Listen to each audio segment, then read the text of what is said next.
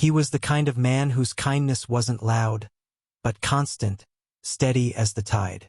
Thoughtful to the core, he never sought to dominate conversations or steal the spotlight. Instead, he carried a quiet strength that lingered in his presence, one that made me feel safe from the very beginning. There was no grandeur in how he loved me, no lavish displays or showy gestures, but the simplicity of his care felt deeper than any romance I'd ever imagined. His loyalty never wavered, and the life we built together was stitched with softness, understanding, and shared dreams.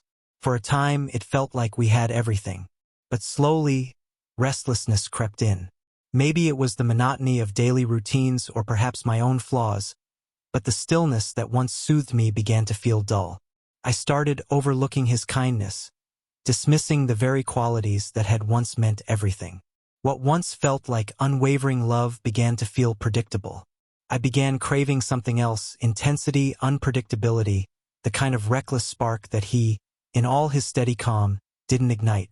At work, someone new entered the picture.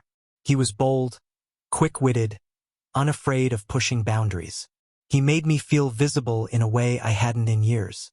His attention felt like a flame reigniting something in me I believed had burned out.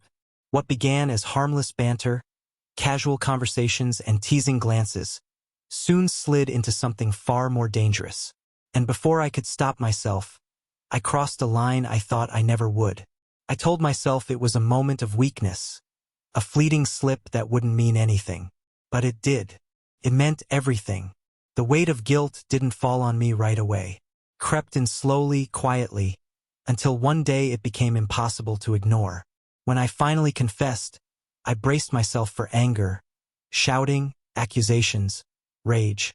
But none of that came. He just sat there, his eyes fixed on the floor, silent for a long time. And then he cried. Not loudly, not in a storm of emotion, but with quiet devastation. The kind of tears that come from deep within, from a place beyond anger. It was the first time I'd ever seen him like that, and it shattered me. He didn't demand explanations. He didn't throw blame. He asked me only one thing, in a voice so faint it barely reached my ears. Was I not enough for you? I had no answer, because he was enough, more than enough. I was the one who'd fallen short.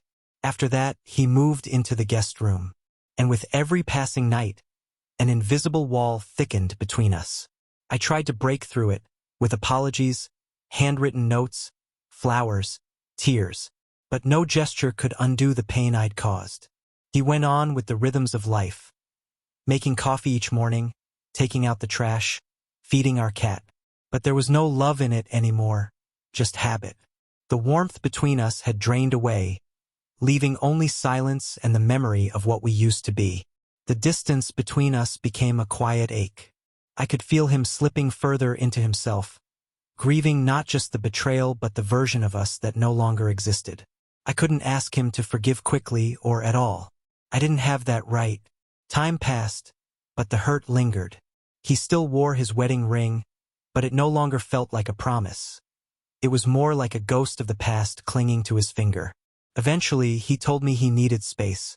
He packed a small bag and said he would stay with his brother. No timelines, no reassurances. Just one last look, his eyes glistening, and a whisper I'll never forget. I loved you more than you'll ever understand. Then he left. I stood in the doorway, frozen, overwhelmed by the weight of what I had done. I had broken the heart of a man who had only ever given me his best.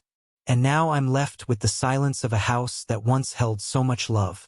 His things are still here, his coat, his toothbrush, untouched. I haven't moved them. Part of me hopes keeping everything the same might somehow undo what I've done. But it won't. Too late. I've come to understand that fleeting excitement fades quickly, but real love, the kind that holds you through every storm, is rare and irreplaceable. I traded something sacred for something shallow, and now I live with the ache of that choice. No apology can undo the pain I caused him. No gesture can erase the betrayal I inflicted. He bore it all without cruelty, without vengeance, only quiet sorrow. And now, every day, I carry that truth with me. I lost a man who loved me deeply, not because he failed me, but because I failed him.